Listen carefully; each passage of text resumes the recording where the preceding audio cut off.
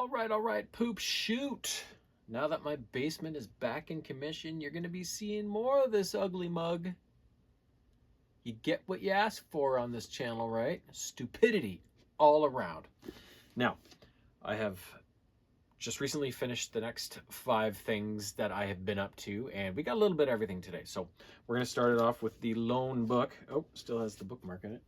The lone book of this session is Star Wars, The High Republic, The Quest for Planet X. So this is another entry in the new High Republic series that Star Wars has put out. Easily my least favorite of the book series there are. Again, it takes place hundreds of years before A New Hope and all that stuff. Yoda is still the Jedi on the Jedi Council, so because he's a fossil, right? But he's probably much younger in these stories, but Yoda's still around, but nobody else is. So this book takes place around the same time the last one I reviewed from the High Republic, which I think was my last video, or maybe the one before it. I think it was the last video. And it takes place before Marchion Ro and his band of pirate followers. Again, it takes place in the times where that group was kind of first forming. So it involves 3 kind of central characters: a Jedi Padawan named Rupert Natani, a kind of prospector named Sky Graff, and just a young kind of kid on Batu named Das. His last name's long. I forget how you say it, but so it's these 3 young people. Das and Rupert are friends living on Batu, and Rupert's master is away on Jeddah, where there's been some sort of battle and some sort of warfare on Jeddah, but there's very little details coming out of there, because this is still hundreds of years before the galaxy has really been not perfected, but developed. So communications are still iffy, especially in the Outer Rim. So they just keep hearing stories of this battle on Jeddah involving this weird monster and this group called the Path of the Open Hand, who have been responsible for this kind of attack that the Jedi had to respond to. So there is a book called The Battle of Jeddah. I just haven't got it yet, but soon we'll know what actually happened. So so again, the Path of the Open Hand is the early incarnation of what Marchion Ro turns that group of pirates into, that caused so much problems later on in the High Republic series. So in this one, though, Rupert's kind of restless because of these details coming out of Jeddah that are so slim. So one day she's out and about and she's going to see her friend Das, and he goes, "Rupert, I need your help." And so there's these pirates trying to take this ship back, and Rupert's like, "What ship is this? It's not yours." He says, "No, it's my friend Sky's." So Rupert intervenes and gets the pirates to go away and boards the ship with Das, and he introduces Rupert to Sky. Now Sky is a member of the Graff family. So there's 2 families at this time, the Graffs and the San Tekkas. You know San Tekka from Lore San Tekka from The Force Awakens, that ply the hyperspace lanes and chart hyperspace lanes and make a lot of credits doing so. So what has been organized is the Hyperspace Chase, which is an event that has been hosted before. So it's people go out, and it's kind of like a race to chart these hyperspace lanes and sell them to the whichever family they're kind of affiliated with, sort of thing. So it's kind of a way for the 2 families to make some money, and for the people that are doing it to make some money as well. So Das and Sky convince Rupert to go along with them on a journey in this hyperspace chase, but they have an ulterior motive. They want to find the elusive Planet X, which is full of many wonders. Das has been there before. Him and his father got stranded on there. Their ship is still there, but it's a very hard planet to find.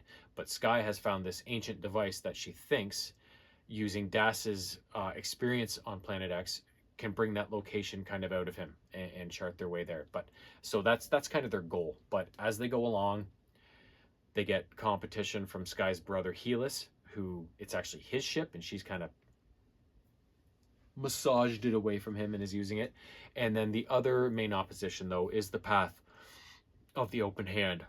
They are trying to retreat to their home planet of Dalna after the Battle of Jeddah, and the mother has sent out an agent named Fel Ix to fiddle with some of the comms beacons in the region to try and mess up communications for the Republic and the Jedi and stuff like that, because they hate the Jedi, and as they consider Jedi abusers of the Force. So Sky, Das, and Rupert run into Felix and his Path of the Open Hand flunkies, and run into a bit of a standoff, and eventually end up taking Felix on their ship with them. And as the story unfolds, Rupert and Felix try and come to an understanding about, well, what's the path all about? Well, what's the Jedi all about? And they try and work out kind of the issues between them, all the while trying to get to Planet X. But eventually, Rupert's master, they're able to make contact, and she's, you got to go to get to Dalna right now because the path is there, the Jedi are there, bad stuff is about to happen. So they have to abandon their quest for Planet X, and both Das and Sky have to come to terms with what they're looking for in life at this point actually isn't on Planet Dalna. So it's kind of this lighthearted adventure that also has maybe some lessons involved, right? But with the High Republic series, I find the action's pretty good, but there's too much wishy-washy. Oh, my feelings and this and that the other day. But that's kind of where society has gone these days, right? Like I understand everybody has feelings and they're important and you got to deal with them and stuff, but the whole book doesn't have to be about that, right? Like, so that's kind of my main complaint about the High Republic series, is it's just too much like wokeism, if you will. And it's really, I'm still gonna read them because it's Star Wars. I just wish the books hadn't gone up to like $23.99 and $17.99. Remember when all books used to be like $8.99 to like $11.99? Like, fuck, everything's doubled. It's ridiculous. Anyways, that's my little sidebar there. Next up, I finally found a copy of a cartoon I grew up watching in the 80s that I've had a monster hell of a time trying to get a hold of later in life. And it is Hulk Hogan's Rockin' Wrestling. Obviously, you can tell by the cover, it's kind of a bootleg, burned sort of thing. I found it from a guy on Etsy who lives in Winnipeg, and it was the only option for this I could find out there. So I was like, buy right away. So this is actually the first season of Hulk Hogan's Rockin' Wrestling, which contains 13 episodes. Now, some of the episodes are full, like 22-minute segments, whereas some of the other ones are divided up into two half cartoons, two stories sort of thing. So the basic premise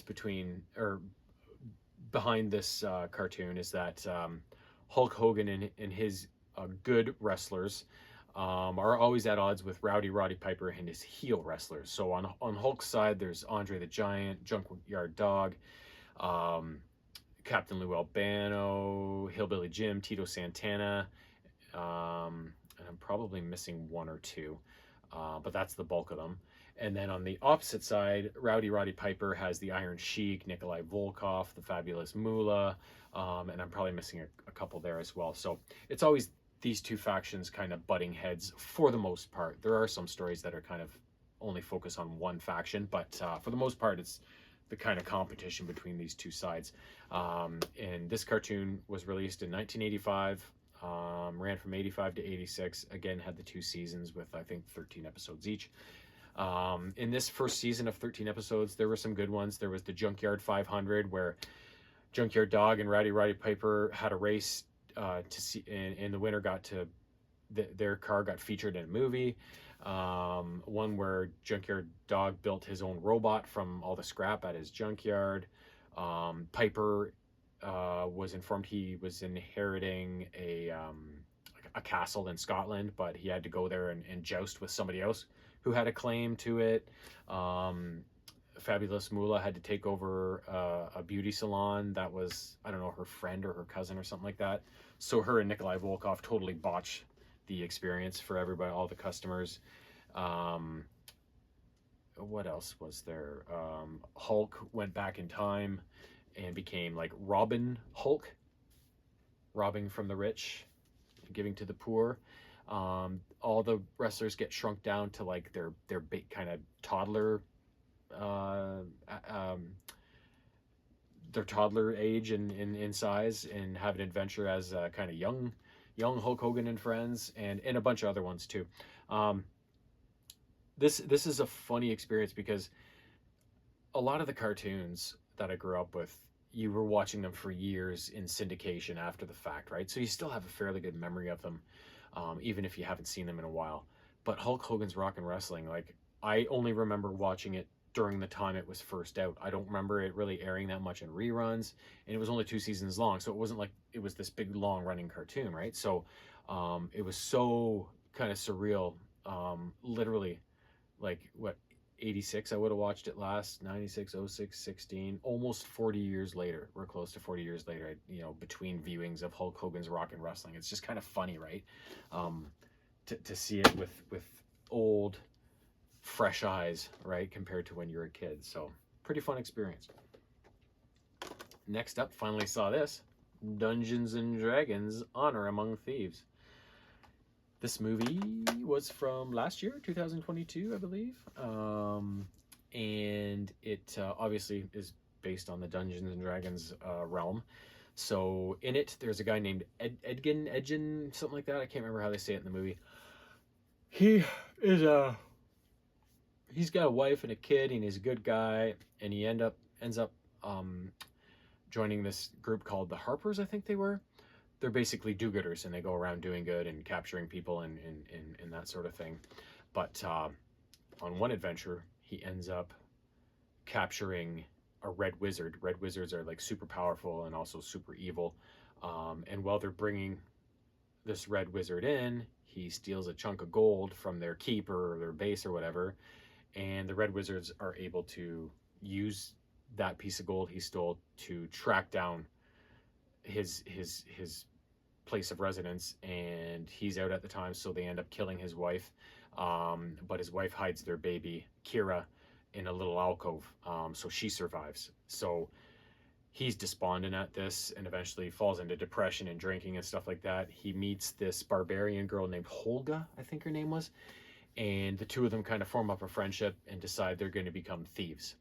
So they add a sorcerer who's not very competent named Simon, and then an older kind of con man named Forge to their crew. And eventually, as Kira gets older, she joins in the fun, and they have all sorts of fun robbing and thieving and gaining riches and that sort of thing. And he tries to also get this tablet called the Tablet of Resurrection or something like that, to bring his wife back. It's good to bring one person back from the dead. But eventually they fail. Him and Holga get imprisoned, and Forge takes in Kira while they're in prison and kind of raises her as his own daughter, sort of thing. So eventually they're just about to get pardoned, but they don't realize that, so they make an escape attempt at jail. And so they're being, Edgin and Holga escape from prison, and they're kind of being hunted down by the authorities, and they escape to meet up with Forge so that Edgin can get his daughter Kira back. But he finds out that Forge has betrayed him. He's a real ass, and Forge has totally poisoned Kira against her father, told her all these bad things about him and stuff like that. So Edgin and Holga set out to prove Forge wrong and gain Kira's trust back, and they want to gain the Tablet of Resurrection so he can prove to Kira that this is what I was trying to do when I got captured, to bring your mom back to you. So he feels the only way he can do that is get this tablet, bring his wife back, and then everything will be cool. But he doesn't quite get how deep Forge's betrayal has gone. Forge actually has all these schemings in the back of his mind, and he's about to let loose all sorts of hell upon the land. And he's doing so by selling out to the Red Wizard named Sophina, who was actually a part of their crew. Everybody knew she was weird, but they didn't know just how weird and how evil she was. So in the end, they have to kind of not only win the trust back of Kira, but basically save the whole land from becoming whacked out zombies or whatever the hell is going to happen if Forge and Safina's plan comes to fruition. So I found this a really entertaining movie. Lots of action, lots of comedy. Remember the game The Quarry that I played on PS4? That was kind of a story-based thing with the summer camp counselors and stuff like that.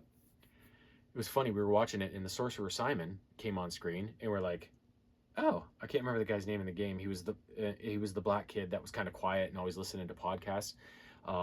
He came on the screen, and we're like, "Holy shit, that looks just like Ryan." I think it was in the game. Um, and because we knew they used the actors' actual likenesses in that game because Ariel Winter looked just like Ariel Winter and whatnot, right? So we looked it up, and sure enough, it's the guy that's in The Quarry, right? So his voice sounded like just like it did in the game. He looked just like he did in the game. So that was kind of a cool little link to the movie. But yeah, I've been looking forward to seeing that for a while because I really like the Dungeons and Dragons mystique. I never played the actual role-playing game as a kid because I don't have that kind of patience and that kind of imagination to really get into that game. Plus I had no siblings, so I didn't really have anybody to play it with, right? So I never got into the actual role-playing games, but I always liked the look and the vibe of all the pictures and artwork I saw from it, and the 80s cartoon Dungeons and Dragons. I loved that cartoon when I was a kid, so I've always had a fondness for it, even though I haven't really delved into the universe that deeply. So I was really looking forward to this movie, probably more so than a lot of people probably thought I would be, right? Based on the fact that I don't really do any Dungeons and Dragons, but it was good, worth a watch for sure. Last up, we have two video games to go over. For the PS5, Pac-Man World Re-Pac. This is a revamping of a game that came out in 1999 for the PlayStation 1. And it's basically on Pac-Man's 20th birthday, all the ghosts show up and raid his birthday party, capture all of his family members, and just make his day basically very miserable. So he's got to go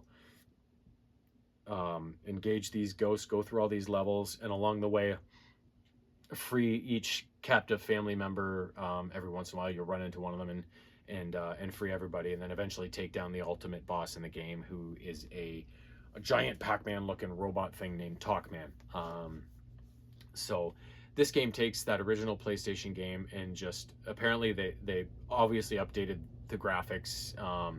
They changed some of the level structures as well, and added some new features and stuff like that.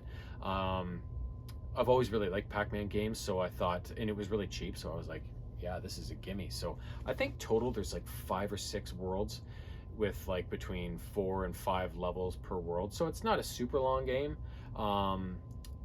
but within each level there's a whole bunch of stuff you have to collect if you want to like 100% it, sort of thing. So in each level, if you find a galaxy icon, you unlock a 3D Pac-Man maze that you can chomp through and win. There's a whole bunch of fruit to collect, and a bunch of other things too. So if you really want to truly finish the game 100%, like, you can't just speed through the levels. You have to really search for everything and whatnot. So I really had a lot of fun. Like I said, I like Pac-Man games a lot, and this one is really slick. They did a good job on the redo, on the revamping, and controlled great, looked great, sounded great, was a lot of fun. Big fun factor on it.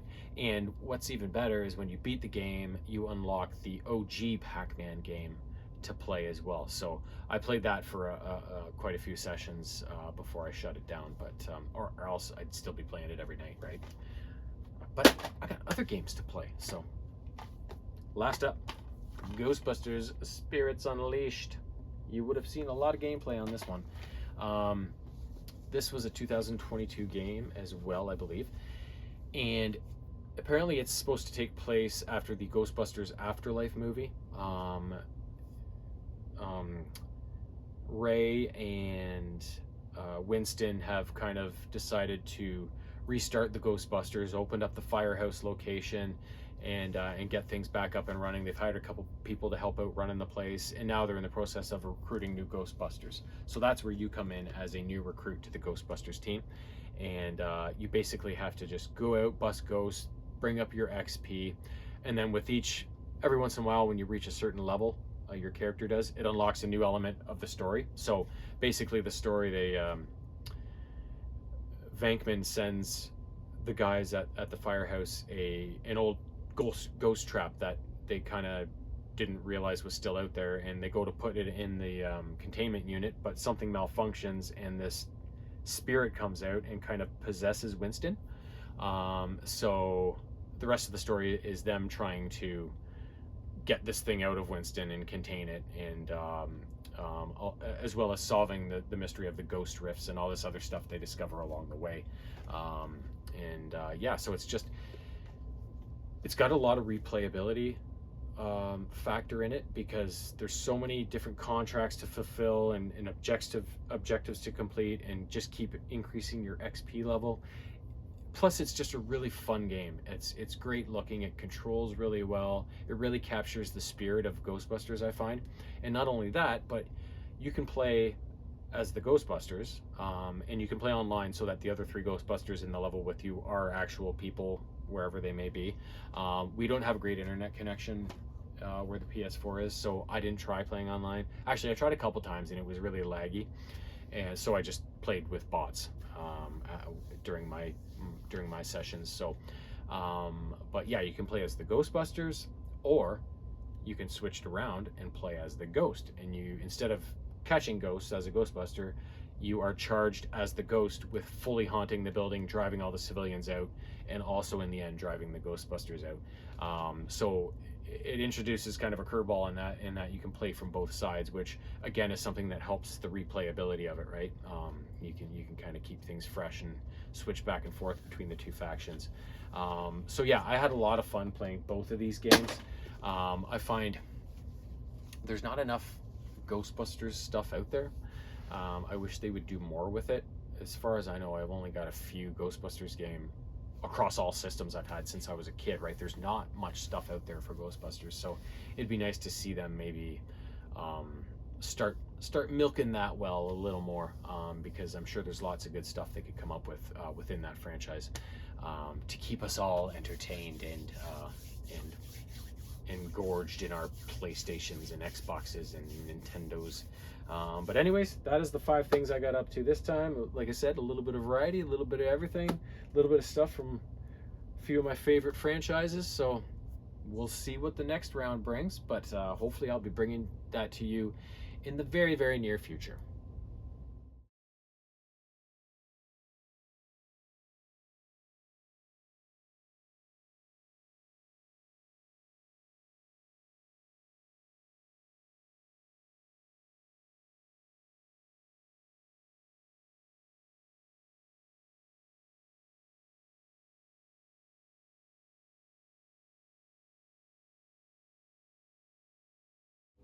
Meow.